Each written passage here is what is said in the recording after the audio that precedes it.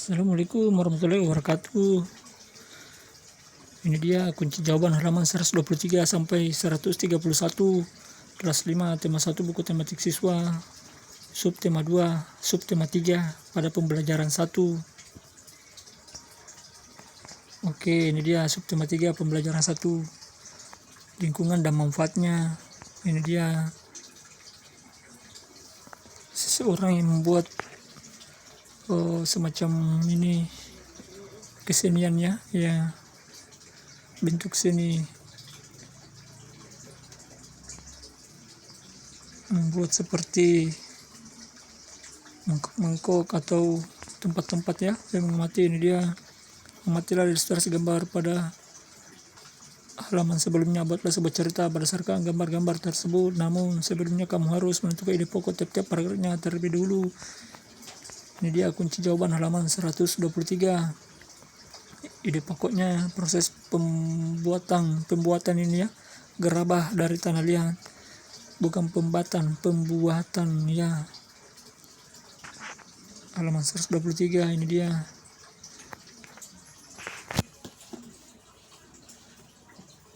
Cerita berdasarkan gambar. Proses pembuatan gerabah dari tanah liat dilakukan dengan tahapan-tahapan yang harus dilakukan secara berurutan. Peralatan untuk membuat gerabah adalah alat-alat tradisional yang tidak jauh bedanya dengan yang sudah digunakan pada zaman prasejarah.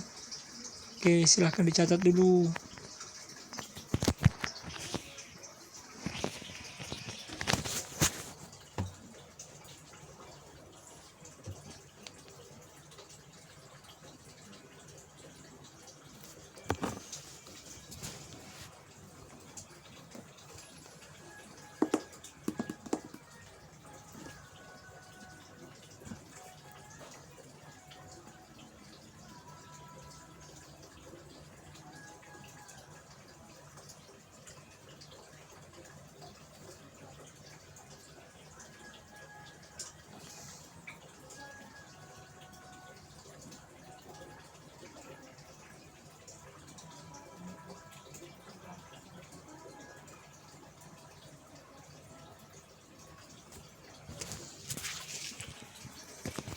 Oke, kalau sudah, kita lanjut. Ini dia cerita pengalaman di hari Minggu yang tidak kalah menariknya dibanding dengan Edo dan Beni.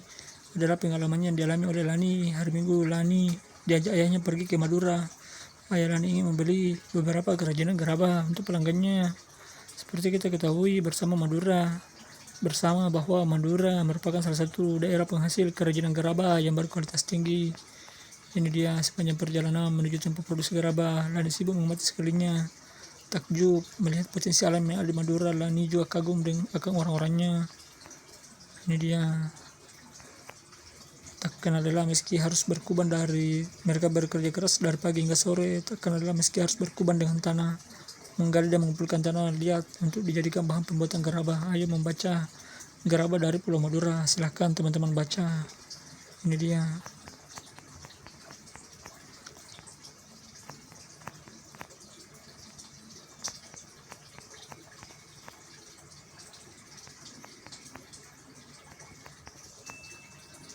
Alat-alat umum adalah cangkul, inggis, ember, dan alat-alat khusus seperti berikut. Ini dia. 1. Penumbuk. 2. Penempa. 3. Penggorek. 4. Penyambungan.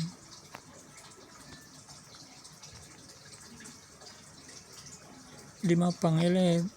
6. Pengajakan. 7. Pengabuan. 4. Penumpal. 9. Workover.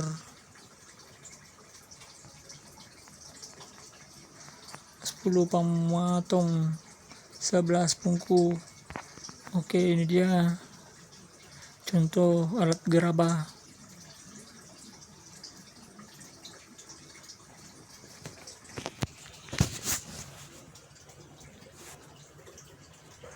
Ini dia, adapun proses pembuatan gerabah dilakukan dengan tahapan-tahapan yang harus dilakukan secara berurutan. Proses pembuatan gerabah tersebut sebagai berikut. 1. Menyiapkan bahan berupa tanah liat. 2. Mengaduk tanah liat dengan dicampur air. 3. Setelah jadi adonan diambil perbongkahan untuk dibuat bentuk kasar dengan menggunakan kain pengelet, bibir atau pinggiran bongkahan dibentuk sehingga bulat melingkar. Ini yang kelima, bila yang dibuat sejenis periuk, maka pinggiran atau bibirnya sudah jadi, lalu diangin-anginkan. 6. Bila yang dibuat berteling atau bertangkai, maka tempelkan atau digabungkan dengan diperhalus. Ini dia setelah halus dari teliti ke sempurna, kemudian dijemur atau dibakar hingga benar-benar kering. Ini dia langkah terakhirnya, dibersihkan ya. Namun beberapa daerah ada yang masih menyempurnakan dengan cat yang berasal dari lumpur. Ini dia, silahkan dibaca lagi.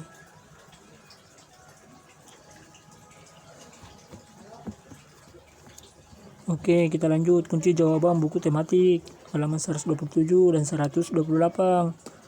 Ayo menulis berdasarkan bacaan di atas. Temukan ide pokok paragraf masing-masing atau masing-masing paragraf. Ini dia paragraf 1, ide pokoknya. Paragraf 2, ini dia ide pokoknya. 3, ini dia ide pokoknya. 4, ini dia ide pokoknya. Yang kelima, ini dia ide pokoknya. Silakan dibaca dulu atau dicatat. Kalau ada yang belum dimengerti, jangan malu-malu, silahkan bertanya.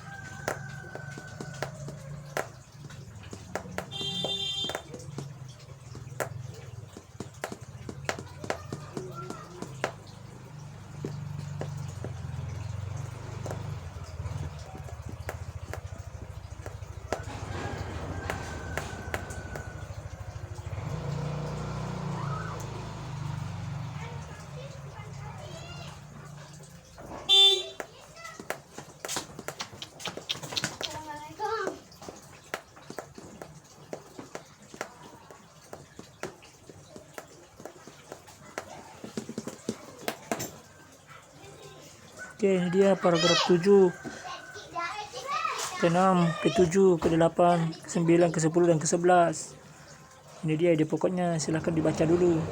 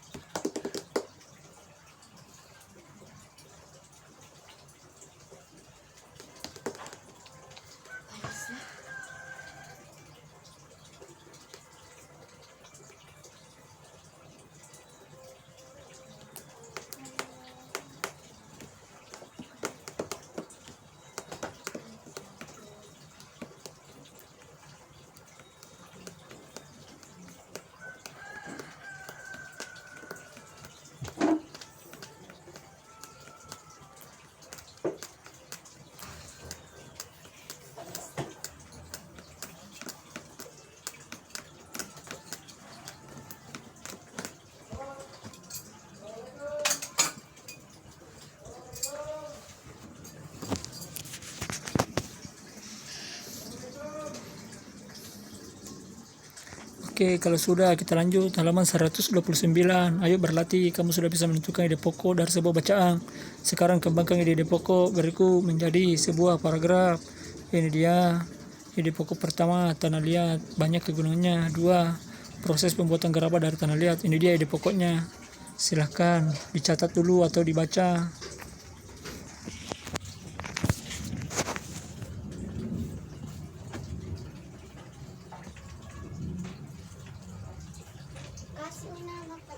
Pak harus kirim.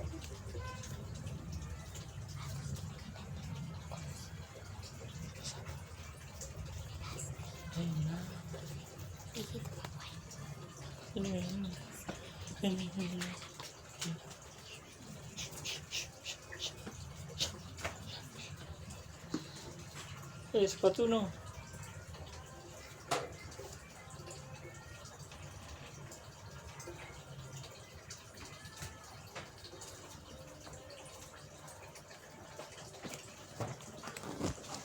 Oke, kalau sudah kita lanjut. Ini dia nomor 2.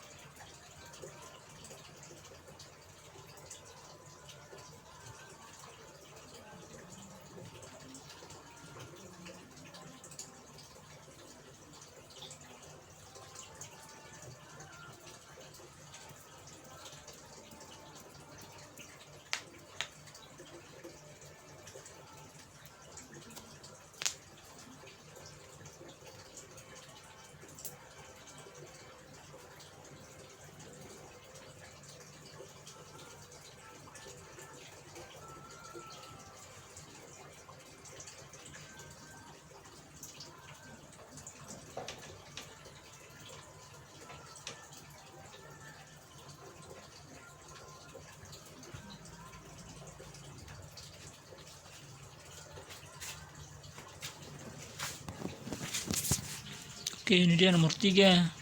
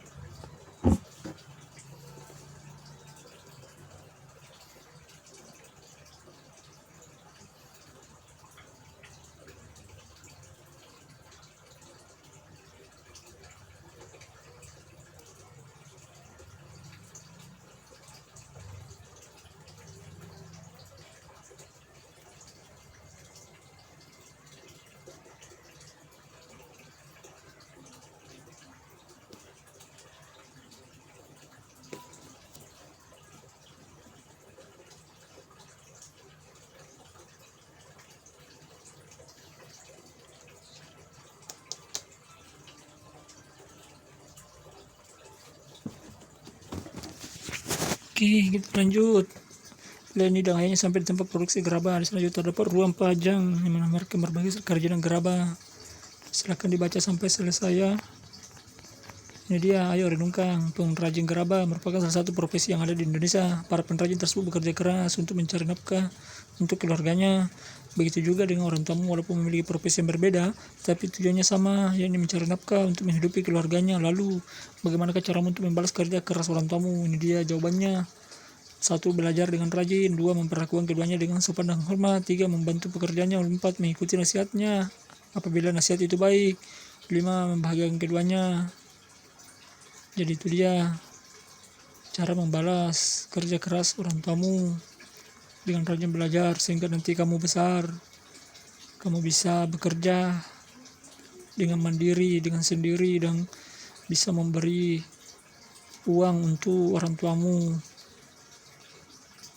dengan cara membalas jasanya, meskipun tidak mungkin kamu bisa membalas jasanya semuanya ya.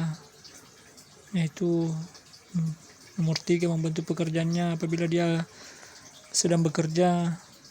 Bapak kamu bekerja di kebun atau di mana, silahkan bantu ibumu cuci piring, silahkan dibantu.